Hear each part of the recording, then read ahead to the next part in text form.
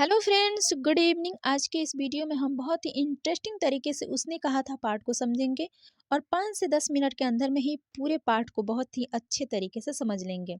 Simple सी बात है कि अगर आपने अभी तक कुछ भी पढ़ाई अगर नहीं किया हो और उसने कहा था पाठ को अच्छे से समझना चाहते हो तो ये वीडियो आपके लिए बहुत ही ज़्यादा लाभदायक है। चलिए फ्रेंड्स, देखते हैं कि उसने कहा था पाठ में आखिर है क्या। अगर आप अपना 5 से 10 मिनट का समय इस वीडियो पर देते हैं तो कहा था पाठ आपके माइंड में बहुत ही अच्छी तरीके से सेट हो जाएंगे और आपके एग्जाम तक ये बातें याद रहेगी और बहुत सारे प्रश्न भी इसे सॉल्व होंगे। तो चलिए फ्रेंड्स, देखते हैं कि आखिर उसने कहा था पाठ में क्या है। तो सबसे पहले देखते हैं उसने कहा था कहानी है या फिर निबंध है। तो उसने कहा था यह एक कहानी है। क्या है? तो यह एक कहानी है जो कि 1915 में लिखी गई थी। कब लिखी गई थी? तो 1915 ईस्वी में लिखी गई थी। याद रखिएगा, प्रश्न पूछ सकता है। ठीक है। और लेखक कौन है? तो उसने कहा था कि जो लेखक हैं वे है चंद्रधर शर्मा गुलेरी जी। कौन है? तो चंद्रधर शर्मा गुलेरी जी हमारे हैं, जो कि उसने कहा था पाठ को लिखे थे और इतने ये बढ़िया से लिखे हैं। इस नाम के किसी व्यक्ति का वर्णन कर देना कितना कठिन काम होता है, लेकिन हमारे चंद्रधर शर्मा गुलेरी जी हैं जो कि बिना नाम के इसमें एक लड़का और लड़की का चित्रण करते हैं जिसमें लड़की का नाम नहीं लेते हैं और बिना नाम के ही पूरे पाठ को इतने अच्छे ढंग से ये लिख देते हैं। बिना नाम लिए उस लड़के की पहचान लेखक ने कितने सुंदर तरीके से इस पाठ के अंदर किया है, वो हम आज इसमें देखेंगे। ठीक है फ्रेंड्स, तो चलिए बात करते हैं कि उसने कहा था पाठ को सबसे पहले लिखा किसने है। तो चंद्रधर शर्मा गुलेरी जी ने। और इनका जन्म कब हुआ था? तो जन्म और निधन देख लेते हैं, इनका जन्म और निधन कब हुआ था। तो इनका जन्म हुआ था 7 जुलाई 1883 ईस्वी को। कब हुआ था? तो 7 जुलाई 1883 ईस्वी को। ठीक है फ्रेंड्स। और इनका निधन कब हुआ था? तो 12 सितंबर 1922 ईस्वी को। कब हुआ था? तो 12 सितंबर 1922 ईस्वी को। इनका मूल निवास स्थान आखिर कहाँ था? चंद्रधर शर्मा गुलेरी जी का मूल निवास स्थान कहाँ था? तो गुलेर नामक ग्राम जिला, कांगड़ा, हिमाचल प्रदेश। कहाँ था इनका? तो मूल निवास गुलेर नामक ग्राम जिला, कांगड़ा, हिमाचल प्रदेश। ठीक है फ्रेंड्स, याद रखिएगा, कहीं आपके एग्जाम में पूछ सकता है। ठीक है। और ये कहानी कैसी है? उसने कहा था जो कहानी है आखिर ये कैसी कहानी है? तो ये कर्म प्रधान कहानी है। कैसी कहानी है? तो कर्म प्रधान कहानी है।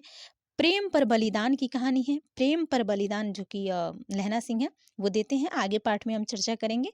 तो प्रेम पर बलिदान की कहानी है। इसमें युद्ध की कहानी है। उसने कहा था कहानी में युद्ध का भी वर्णन किया गया है, इसलिए ये युद्ध की कहानी है। ठीक है फ्रेंड्स, चलिए और बात करते हैं इनका जन्म कहाँ हुआ था। तो इनका जन्म जयपुर राजस्थान में। याद रखिएगा, कहीं पूछ सकता है, जयपुर राजस्थान में। ठीक है फ्रेंड्स, जयपुर राजस्थान में। चलिए फ्रेंड्स, आगे देखते हैं कि है इस पार्ट में। मैंने यहाँ पे एक पेड़ बनाया है। मुझे नहीं पता ये किस चीज़ का पेड़ है, पर मैंने बना दिया है। मुझे तो पेड़ बनाने नहीं आता। ठीक है फ्रेंड्स, आप लोग अच्छे से पेड़ बनाना। ठीक है, आप लोग अच्छे से पेड़ बनाना। मैंने ऐसे ही बना दिया। ठीक है। तो ये कहानी उसने कहा था जो कहानी है ये कितने भागों में बटी हुई है? ये कहानी जो है 5 भागों में बटी है। कितने भागों में बटी है?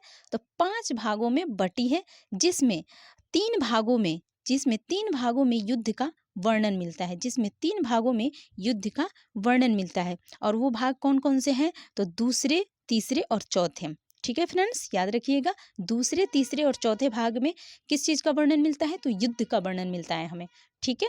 और ये पेड़ आप लोग बना लीजिएगा, आप लोग ठीक से बनाइएगा। हमें तो नहीं आता, इसलिए मैंने ऐसे ही बना दिया है। ठीक है, मुझे पेड़ बनाने नहीं आता, आप लोग अच्छे से बना लीजिएगा। चलिए फ्रेंड्स, आगे बात करते हैं।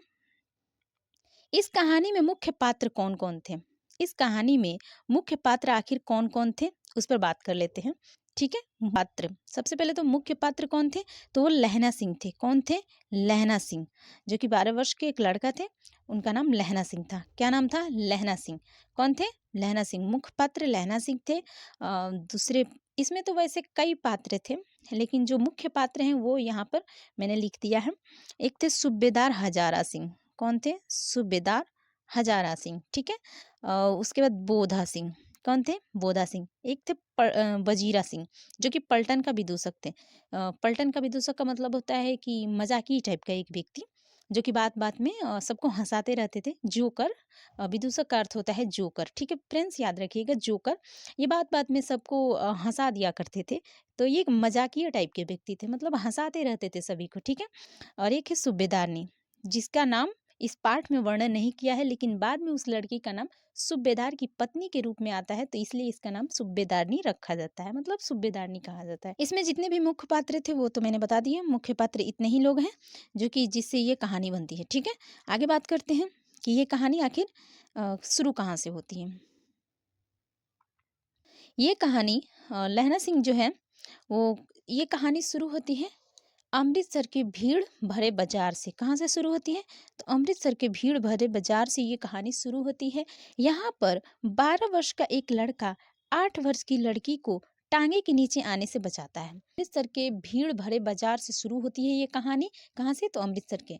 और यहाँ पर 12 वर्ष का लड़का 8 वर्ष की लड़की को टांगे के नीचे आने से बचाता है और दोनों आपस में प्यार कर बैठते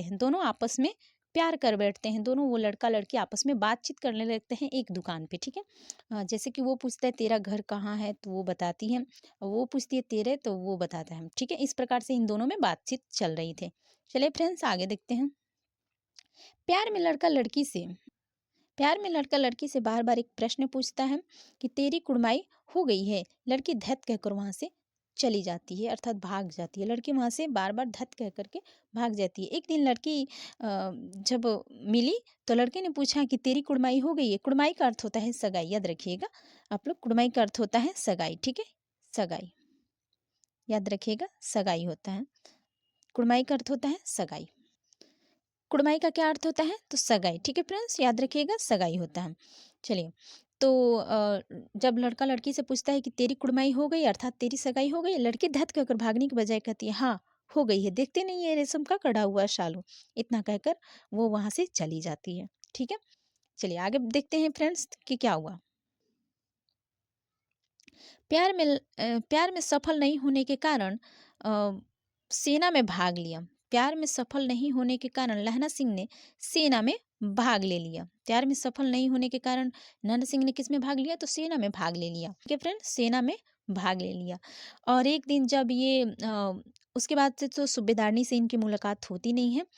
सूबेदारनी का विवाह हो जाता है सूबेदार के साथ। उसके बाद वो उसके घर चली जाती है। एक दिन जब ये लड़ाई से छुट्टी पर घर आए थे और घर से पुनः लड़ाई के काम पर वापस जा रहे थे, तब सूबेदार ने इसे अपने घर बुलाया था। और जब ये सूबेदार के घर पहुंचते हैं तो वही लड़की जो कि बचपन में इनकी प्रेमिका थी, वही लड़की से इनकी मुलाकात वहीं पे सूबेदार के घर होती है। वो एकांत में बुला करके इस सूबेदार हजारा सिंह की जो पत्नी है, वह सूबेदारनी के रूप में है, वह एकांत में बुला करके इससे कहती है कि जिस तरह तुमने मुझे टांगे के नीचे आने से बचाया था, उसी प्रकार युद्ध पर मेरे पति और मेरे बेटे बोधा का ख्याल रखना। और इस प्रकार से ये बात कहती है, सूबेदारनी कहती है। लहना सिंह अपनी जान पर खेलकर लहना सिंह अपनी जान पर खेलकर लैना सिंह अपनी जान पर खेलकर सूबेदार और उनका बेटा बोधा सिंह को बचाता है। लैना सिंह जो कि है उस वचन को बहुत ही बखूबी ढंग से निभाता है। लैना सिंह अपनी जान पर खेलकर सूबेदार हजारा सिंह को और उनका बेटा बोधा सिंह को क्या करता है? बचाता है। उसके बाद लहना सिंह अंतिम समय में सूबेदार से कहता है, लहना सिंह अंतिम समय में सूबेदार से कहता है, वो पूरे खून से लथपथ है। वह अंतिम समय में सूबेदार से कहता है, जाकर के उससे कह देना कि उसने जो कहा था मैंने कर दिया। उसने जो कहा था मैंने कर दिया। अर्थात कि इस पाठ का नाम उसने कहा था इसीलिए रखा गया है क्योंकि ये बात सूबेदारनी ने कही थी, जो कि वही लड़की थी जो कि इनकी बचपन में प्रेमिका थी। लहना सिंह की क्या थी? प्रेमिका थी। वो इनसे एक बात कहती है कि जाकर जिस तरह तुमने मुझे टांगे के नीचे आने से बचाया था, उसी प्रकार मेरे पुत्र एवं मेरे पति की रक्षा करना युद्ध पर। और लहना सिंह उस वचन को बखूबी ढंग से निभाते हैं, अपनी जान पर खेलकर भी इन दोनों की रक्षा करते हैं, इन दोनों को बचा लेते हैं। और उसके बाद सूबेदार से कहते हैं कि जाकर के उससे कह देना कि उसने जो कहा था मैंने कर दिया। इसीलिए इस पाठ का नाम उसने कहा था पड़ा। ठीक है फ्रेंड्स, चलिए। और उसके बाद वजीरा सिंह की गोद में लहना सिंह की मृत्यु हो जाती है। वजीरा सिंह की गोद में लहना सिंह की मृत्यु हो जाती है। और तो फ्रेंड्स, मुझे उम्मीद है कि आपको ये वीडियो पसंद आई होगी।